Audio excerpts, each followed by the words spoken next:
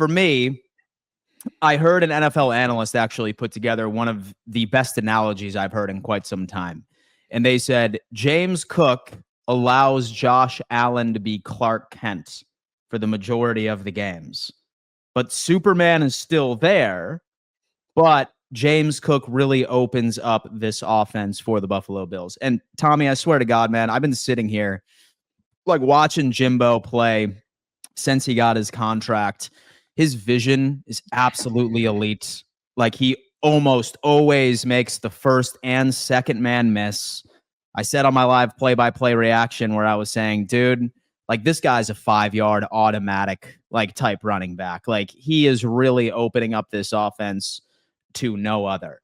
Now, maybe I can talk about this now. Maybe I could go on ahead and save it for later in the season, but he's on pace for a considerable amount of touches. And we know that the running back position is typically one of the first to go down with an injury.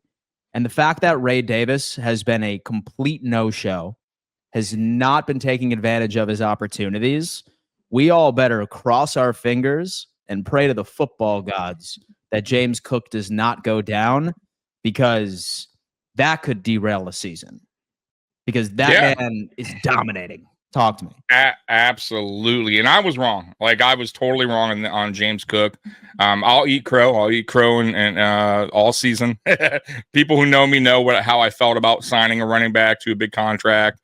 And I'll say this about James Cook, what I noticed in yesterday's game, and I don't know why I haven't noticed this season, because I don't remember this. I don't, or at least recall this from last year.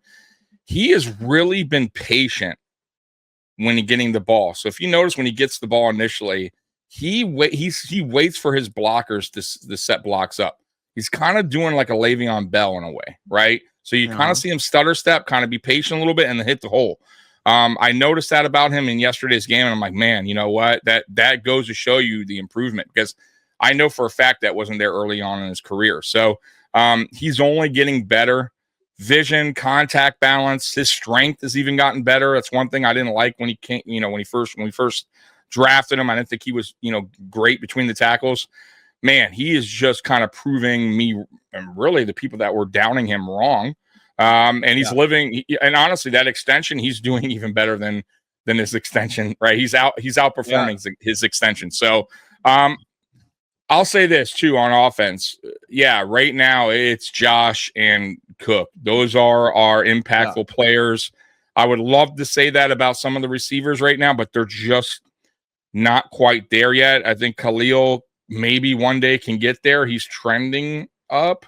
It's just avoiding the injuries. But yeah, James Cook, God, man, if he went down, that would be that would really, really hurt this team, this offense. And Ray Davis, speaking of Ray Davis, it sucks because I kind of had high hopes for him. I thought he would be a good complimentary running back.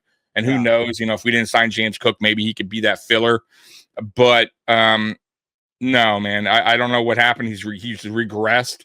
But moving forward, if the Bills are smart, what I would like to see is if you want a really good complimentary running back for James Cook in this offense, you get a bigger bruiser, north to south kind of running back, kind of like what they have in Miami with the one guy, I forget his name, but a kind of a bruiser, right, that can complement this team. But that's what I would like to see. I just feel like we got too small of running backs. They all kind of, are a little bit undersized. So, putting Ray Davis in those short yardage situations, you kind of see what's going on this year, right? It's not working. So, and it's just not in his DNA. He's not a big type of bruiser back. So I would like to see that moving forward. Maybe they find that in the draft, a bigger back. Like, I always go back to the Carlos Williams, Shady McCoy days, right? That was a perfect complimentary running back. But you're right, James Cook, man, golly, man, knock on wood. We need that dude healthy going into the playoffs, just like a lot of these players, but we definitely need him 100% going into the playoffs healthy. So the way that I'm looking at it, I'm really curious to see if it's more of a perception thing with Ray Davis, because dude's only had 11 carries. Like, that's it. Yeah. Like, dude has had exclusively 11 carries, only 29 yards, 2.6 on average. But then when you end up going over to James Cook, He has 75 carries through 4 weeks. That is absolutely insane. 401 yards, second in the NFL, tied with the most touchdowns. In your opinion, is this more that like Ray Davis is just bumming it out in practice? Or is this more so like, all right, like we just significantly invested in James Cook. So guess what? You're going to earn that. And that's why we're seeing a hell of a lot more James and not really implementing Ray. Thoughts on that one? It could be a combination of, hey, we just paid this guy. We're going to get the best out of him. Yeah. We're going to make sure he earns every dollar. That's one. That's just one thing. Two, it could just be they understand James Cook has taken another giant step forward in his career as a running back. And they're going to, and obviously they see that that's an advantage on offense. So they're going to continue to go that route. I also, too, going to point out a little bit to kind of, I guess, a little defend Ray Davis. When we tend to use him, it's kind of in, late in games where we're just going to run the ball. The defenses kind of know that, right? They're stacking the box or, you know what I mean? So he's kind of getting that garbage time, run time. But either way, you still got to pick up some type of better yardage than 2.3. Yeah, like I said, the coaches could see that he's just, not doing something right. Maybe his vision is, I don't know what it is, but clearly he's regressed. So, because if you go back to last year, even when James Cook was doing really, really well, or really, really good, actually, they still used Ray Davis. Ray Davis was still a part of this offense and made some really good plays for us. And he's just, I don't know. I don't know what it is. I don't know if it's just, like you said, lack of carries and this maybe motivation. He's just not getting on the field enough. And, I really don't know. That's something that he has to ask himself, right? Yeah. To see why he's underperforming. But either way, man, he's on a rookie contract. It's not a big deal, right? They could figure that out in the offseason. But would I like for Ray to be better and be a good complimentary running back? Sure.